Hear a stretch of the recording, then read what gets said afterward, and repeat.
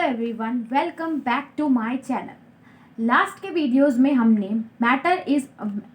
Matter around us pure के बारे में कुछ पढ़ा था।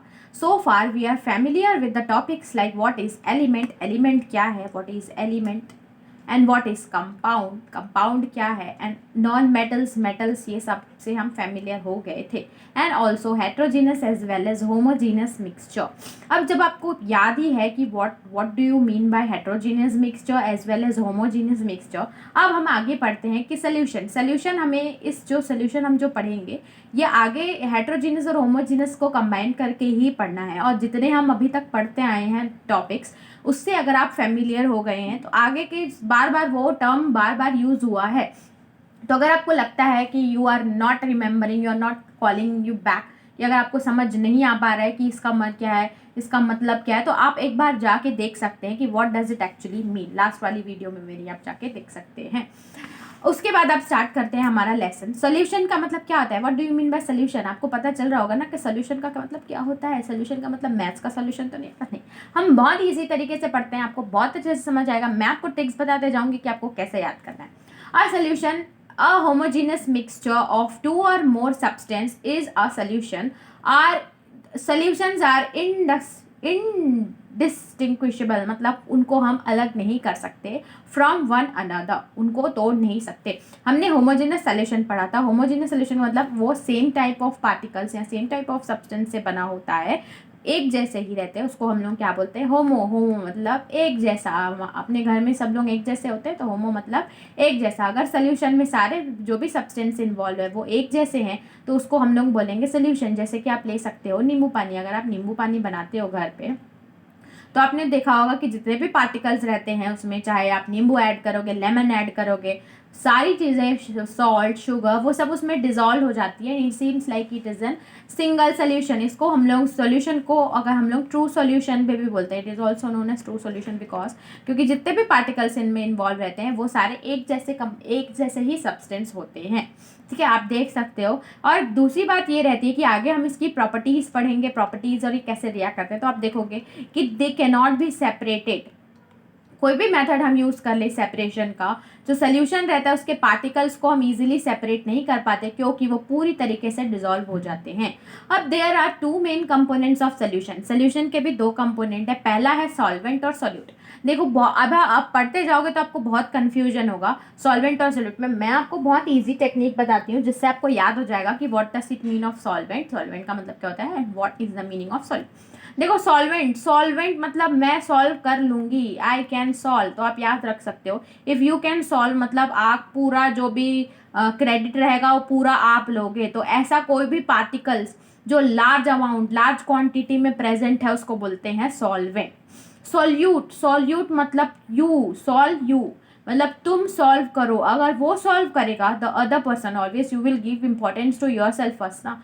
तो अगर कोई दूसरा अगर सॉल्व कर रहा है तो he may be get a lesser amount और छोटा। तो एक ग्लास में तो वो छोटे कंपोनेंट्स या छोटे सब्सटेंस जो क्वांटिटी में अवेलेबल होगा उसको हम बोलेंगे सॉल्यूट। फॉर एग्जांपल, अगर एक ग्लास में मैंने वाटर लिया as well as sand add किया, सैंड मैंने थोड़ी सी ऐड की and the whole glass is covered with the water, तो उसमें वाटर क्या होगा अब आपको बताना है। वाटर जो लार्ज क्वांटिटी में प्रेजेंट है obviously it will be solvent, और जो सैंड है जो छोटी क्वांटिटी में अवेलेबल है वो होगी क्या, सॉल्यूट। इतना ईजी है ये। ठीक है, अब देखते हैं हम लोग आगे इसकी मीनिंग। सॉल्वेंट मतलब डिसॉल्विंग फेस। डिसॉल्विंग फेस आपसे पूछ सकता है the components usually present in the large amount of a solution that dissolves the other components in it is called solvent. Large amount में प्रेजेंट रहेंगे तो solvent. The components usually present in lesser amount, lesser you solve कर रहे हो मतलब कम, of the solution that is dissolved in the solvent is called क्या, solute. बहुत ईजी है, अब आपको कोई दिक्कत नहीं जाएगी आगे समझने में। ठीक है, क्लियर है अभी तक। अब एग्जांपल्स ऑफ सोल्यूशन देखते हैं। देखो क्या होता है, अब देखो ये जो ये वाटर है और मान लो कि इसमें हमने डाई ऐड किया, तो जो छोटे छोटे पार्टिकल्स हैं which is present in the lesser amount या lesser quantity, तो it is called as solute and this is termed as a water, और मतलब it can be seen as a water or considered it as a water. water हम लोग क्या बोल सकते हैं, solvent बोल सकते हैं। एग्जाम्पल है सुगर सॉल्यूशन। शुगर क्या होगा अब आप गैस करते जाना, ठीक है, वो सॉल्यूट होगा and water will be a solvent. अब solution of iodine in alcohol, अब आपको आगे पढ़ने की ज़रूरत नहीं है। आयोडीन एक सॉल्यूट होगा और अल्कोहल जो लार्जर क्वांटिटी में प्रेजेंट है तो वो क्या होगा, अल्कोहल विल बी अ, क्या हो सकता है, अल्कोहल सॉल्वेंट। ठीक है, अब आगे पढ़ते हैं कॉमन एग्जाम्पल्स ऑफ सोल्यूशन। थोड़े और एग्जाम्पल देखते हैं। Honey, Honey is a mixture of sugar and other carbohydrates. Air, air को भी हम एज अ सोल्यूशन करते हैं, क्यों, क्योंकि उसमें जो भी पार्टिकल्स प्रेजेंट रहते हैं उसको हम लोग उसको हम लोग होमोजीनस कंसिडर करते हैं। लास्ट के टॉपिक में मैंने आपको बताया था कि जो एयर है वो एक होमोजीनस मिक्सचर कंसिडर की जाती है। उसके बाद सोडा वाटर, अगर आप सोडा वाटर को देखोगे तो it contains involvement of more than 2 substance, लेकिन अगर आप देखोगे तो वो आपको विजिबल नहीं रहते नेकेड आइज। वो जो पार्टिकल्स जो भी इन्वॉल्व रहते हैं you can not see them with your naked eyes. In fact हम लोग देखेंगे तो हम लोग जो भी उसको अलग सेपरेट भी नहीं किया जा सकता।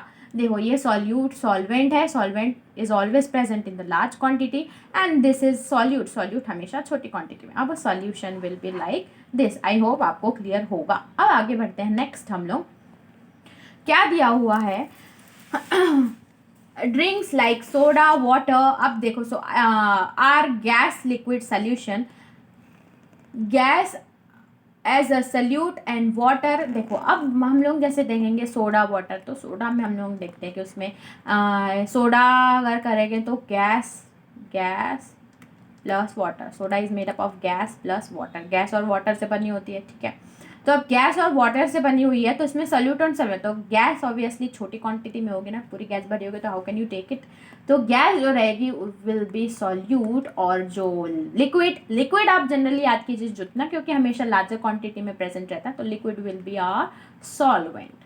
ठीक है, उसके बाद एलॉयस आपसे पूछ सकता है व्हाट डू मीन बाय, ये क्या होता है, ये एक छोटे ऐसे सब्सटेंस रहते हैं जो कि मेटल्स भी होते हैं नॉन मेटल्स, कंपोजिशन ऑफ 2 और मोर मेटल्स और नॉन मेटल्स। जनरली इन लोगों को होते हैं ये हेट्रोजीनियस होने चाहिए, ये मेरे ख्याल से मिक्सचर होने चाहिए, but we take it as a mixture और सोल्यूशन, मतलब मिक्सचर के नहीं लेते हैं उसको, सोल्यूशन लेते हैं, होमोजीनियस लेते हैं।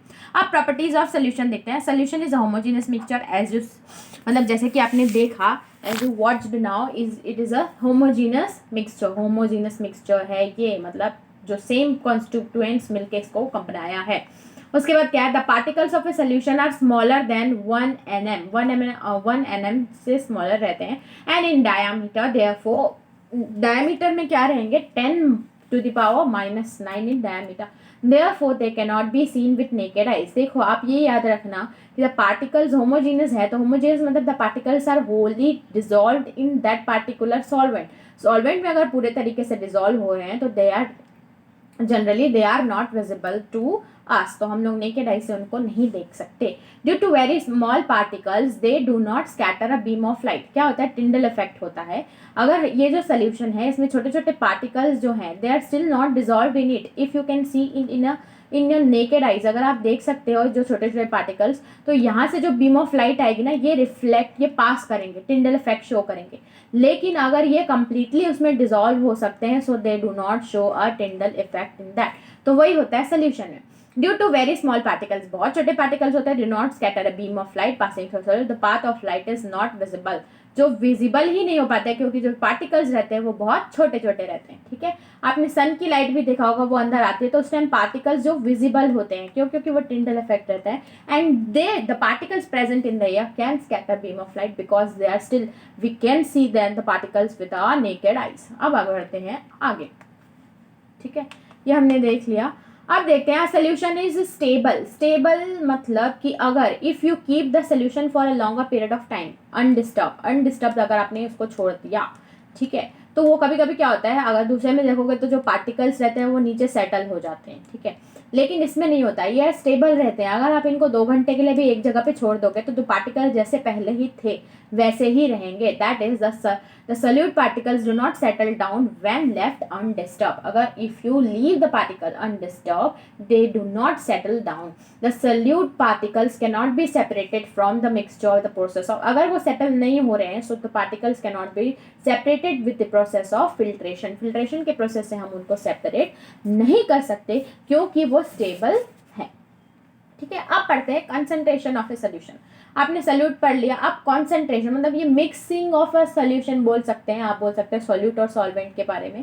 Concentration of a solution is the amount of solute present in the amount of solution और the amount of solute dissolved in the given mass. और क्या होता है कि ये जो सॉल्यूशन है इसमें कितना सोल्यूट प्रेजेंट है, मतलब कितना सोल्यूट प्रेजेंट है, या सोल्यूट मतलब कितने पार्टिकल्स, मान लो वाटर में कितनी शुगर अवेलेबल है, कितनी शुगर अवेलेबल है, ये हमारा डिसाइड कौन करता है, कंसंट्रेशन ऑफ ए सोल्यूशन। अब इसी के में दो तरह के सोल्यूशन होते हैं, एक सैचुरेटेड होता है सोल्यूशन और दूसरा क्या होता है, अनसैचुरेटेड। सैचुरेटेड मतलब क्या होता है, a solution in which no more amount of solvent can be dissolved at the amount of solute present in the given temperature is called। अब वो जो सॉल्यूशन है उसमें हमने जो सॉल्यूट डाल दिया है, अब जो भी हम उसमें ऐड करेंगे चाहे सॉल्वेंट करें वो बाकी को डिसॉल्व नहीं कर पाएगा। The solvent is not capable to dissolve more of the solute which is for the added in that. ठीक है, उसमें और एडिशन अगर करने से वो डिसॉल्व नहीं होगा तो उसको क्या बोलते हैं, और उसकी कैपेसिटी नहीं होगी तो उसको क्या बोलेंगे, saturated. The amount of solute present in the saturated solution at this temperature, जितना उसका अमाउंट प्रेजेंट है सैचुरेटेड सोल्यूशन का उसको बोलते हैं क्या। तो आप देखो इसका फॉर्मूला क्या होता है, ठीक है, इसका फॉर्मूला होता है सोल्यूट सबसे जो छोटा रहता है वो ऊपर रहता है, सोल्यूट बाय जो सॉल्वेंट जो बड़ा रहता है वो नीचे, इनटू 100, ये इसका फॉर्मूला रहता है। आप ऐसे से याद रखना, सोल्यूट मतलब जो स्मॉल मतलब छोटे लोगों को आपने आगे खड़े कर दिया, मतलब जो हाइट में छोटे हैं, और सॉल्वेंट है वो लास्ट में आता है। अब बढ़ते हैं नेक्स्ट, अब आता है अनसैचुरेटेड सोल्यूशन।